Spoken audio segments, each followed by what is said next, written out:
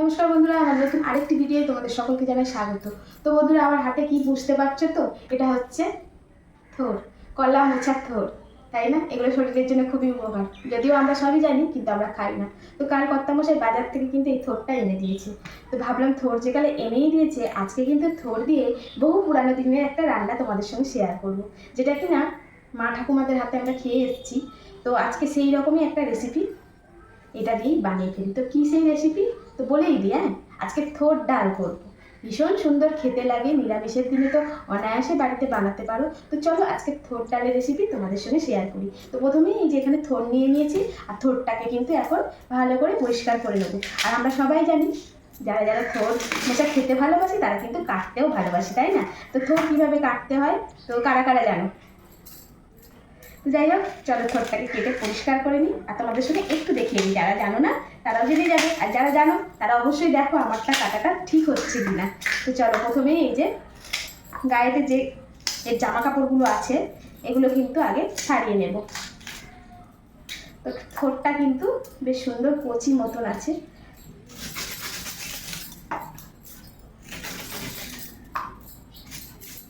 তো এইভাবে থোরটা কিন্তু এখন কেটে নেব।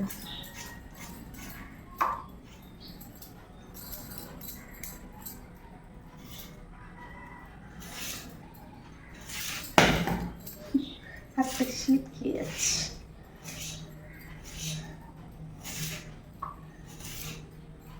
তো এই যে থোরটাকে এইভাবে নিলাম। এবারে এই যে এইভাবে আমার ঠাকুমাদের কাছ থেকে আমরা কাটা শিখেছি। তো এইভাবে পাতলা পাতলা করে এই যে কাটছি, আর এই যে এরকমভাবে আঙুল দিয়ে এই যে সুতোটাকে কিন্তু আমরা টেনে নেব। তো এইভাবেই প্রথমে কিন্তু এই যে এইভাবে কিন্তু থোরটাকে কেটে নেব। তো অনেকেই জানে, আবার অনেকেই হয়তো থোর কাটা জানে না। তো এই সুতোগুলো যতটা সুন্দর করে আমরা বের করে নেবো, তো থোরটা কিন্তু তখন রান্নার সময় খুব সুন্দর খেতেও লাগে আর নরমও হয়ে যায়।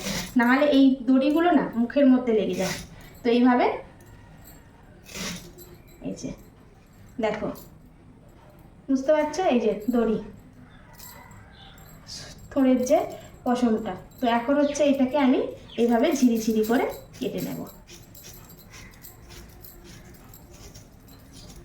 তো এইভাবে এই যে থোরটাকে এইভাবে ঝিরিঝিরি করে কেটে নেব সব। তো চলো থোরটা এখন কেটে নিই। তো এই তো থোরগুলো কিন্তু একদম কেটে নিয়েছি পরিষ্কার করে। তো এখন এই থোরগুলো এই বাটির মধ্যে ঢেলে নিচ্ছি। এখন এর মধ্যে দিয়ে দেবো কিন্তু সামান্য করে একটু লবণ। তো এই যে অল্প করে লবণ দিয়ে দিলাম সামান্য করে। তো এখন হচ্ছে এই লবণটা দিয়ে এই থোরটাকে একটু মেখে রেখে দেবো, এর মধ্যে থেকে এক্সট্রা জলটা কিন্তু বেরিয়ে যাবে। তো এইভাবে মেখে অন্তত পক্ষে 10 মিনিট মতন এটাকে এইভাবে রেখে দেবো। তো এখানে আছে মুগ ডাল। তো এখানে 200 গ্রাম মতন মুগ ডাল নিয়ে নিয়েছি। এখন এই মুগ ডালটা শুকনো খোলায় একটু হালকা করে ভেজে ভেজে নেব। তো এই তো ডালটাকে বেশ একটু ভেজে নিয়েছি, একদম কালো কালো করে নিই, একটু হালকা ব্রাউন করে ভেজে নিয়েছি। তো এই তো ডালটা ভেজে নিয়ে ভালো করে ধুয়ে নিয়েছি। এখন এই ডালটা প্রেশার কুকারের মধ্যে দিয়ে দেব। তো তোমরা চাইলে কড়াতেও করতে পারো, তবে প্রেশার কুকারে করলে চটপট হয়ে যায়, আর সেক্ষেত্রে কিন্তু গ্যাসটাও কম পড়ে। তো যাই হোক, এখানে আমি প্রেশার কুকারের মধ্যে ডালটা দিয়ে দিলাম। এখন কিন্তু এর মধ্যে দিয়ে দেব 2টো কাঁচা লঙ্কা, আর এই যে থোরটাকে কেটে রেখেছিলাম নুন মাখিয়ে, এখন এই থোরটাকে কিন্তু একটু এইভাবে হাত দিয়ে চেপে রসটা কিন্তু বার করে নিতে হবে, মানে এর যে এক্সট্রা জলটা। তো এতে যতটা পারলাম থোড়ে থেকে জলটা বের করে এখন এই থোরটাও এই ডালের সঙ্গে কিন্তু দিয়ে দেব। তো এইভাবে পুরো থোরটাকে একটু চাপ দিলে আর লবণ মাখিয়ে রাখলে থোড়ের এক্সট্রা জলটা কিন্তু বেরিয়ে যাবে। তো এখন হচ্ছে এইভাবে সব জলটা বের করে নেব। দেখো কতটা থোড়ের মধ্যে জল থাকে। তো এইভাবে সবটাই এখন কিন্তু এই থোরটা নিংড়ে এর মধ্যে দিয়ে দেব। তো এখন কিন্তু এই যে একটু হলুদ এর মধ্যে দিয়ে দেব। তো হলুদটা দিয়ে দেওয়ার পরে এখন যেহেতু সিদ্ধ করতে হবে, তাই একটু আন্দাজ বুঝে একটু জল দিয়ে দিচ্ছি, ডালটা যাতে সিদ্ধ হয়, থোরটা যাতে সিদ্ধ হয় সেই মতন করে। এই যে আর বেশি লাগবে না, কারণ থোড়েতে যতই মানে জলটা চেপো না কেন ততই কিন্তু থোড়ের মধ্যে জল থাকে। তো যাই হোক, এখন কিন্তু এটা ঢেকে দিলাম, আর আমি কিন্তু এটাকে 3টে সিটি মেরে নেব। থোড় আর ডালটা কিন্তু একদম 3টে সিটি মেরে একদম সিদ্ধ করে নিয়েছি। আর এখন কিন্তু এখানে একটা কড়াই বসিয়ে দিয়েছি, আর কড়াইটাও কিন্তু হয়ে গেছে গরম। আর এখন কড়াইয়ের মধ্যে দিয়ে দেব সরিষার তেল।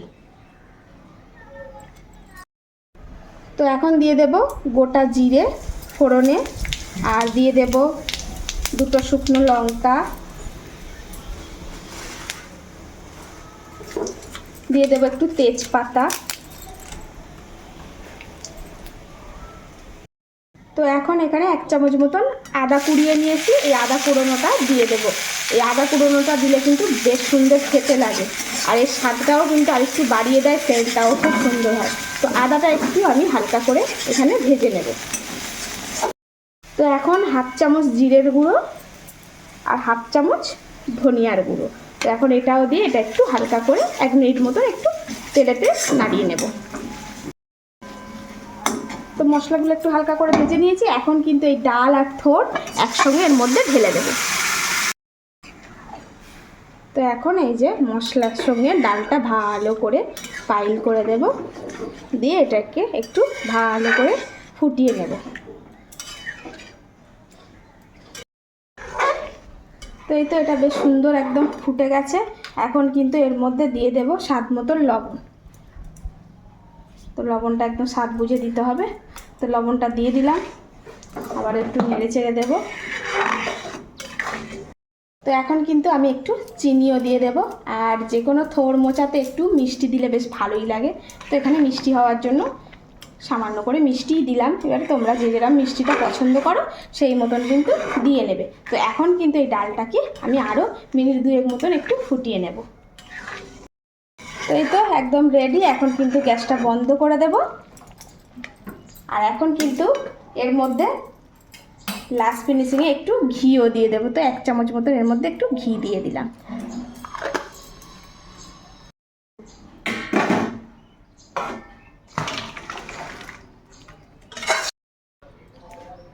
তো বন্ধুরা, একদম মুগের ডাল দিয়ে থোড় খেতে কিন্তু দুর্দান্ত হয়। তবে এগুলো কিন্তু বহু পুরানো রেসিপি, হারিয়ে যাচ্ছে, তাই তোমাদের সঙ্গে একটু শেয়ার করলাম। আমার বাড়ির কিন্তু সবাই কিন্তু খেতে ভালোবাসে। আমার বাড়ির লোকেরা কিন্তু আবার নিরামিষটা খেতে বেশিই পছন্দ করে। তো বন্ধুরা, কেমন হয়েছে অবশ্যই কমেন্ট করে জানিও। ভালো লাগলে একটা করে লাভ, লাইক, শেয়ার দিয়ে যেতে ভুলো না। যারা ফেসবুক থেকে দেখছো অবশ্যই আমার এই চ্যানেলটিকে ফলো করো, আর যারা ইউটিউব থেকে দেখছো তারা প্লিজ প্লিজ সাবস্ক্রাইব করে আমার পাশে থেকো। চলো আজকের মতন আসি, দেখা হচ্ছে আবার কোনো নতুন রেসিপি নিয়ে। সবাই ভালো থেকো, সুস্থ থেকো, সাবধানে থেকো। টাটা।